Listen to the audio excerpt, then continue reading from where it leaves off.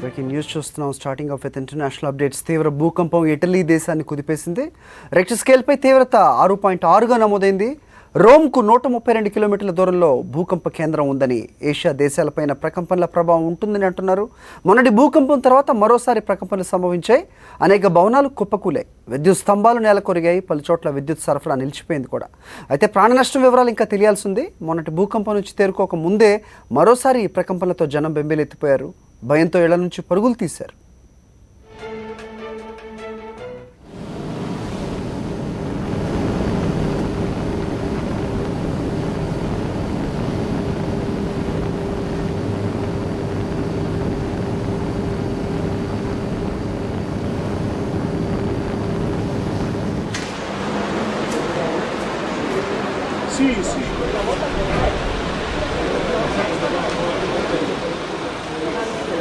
ఈ నెల 27వ తేదీన ఇటలీలో భారీ భూకంపం సంభవించింది. రెక్టర్ స్కేల్పై తీవ్రత 6గా నమోదైంది. భూకంపానికి 2 గంటల ముందు 5.4 తీవ్రతతో భూ ప్రకంపనలు వచ్చాయి.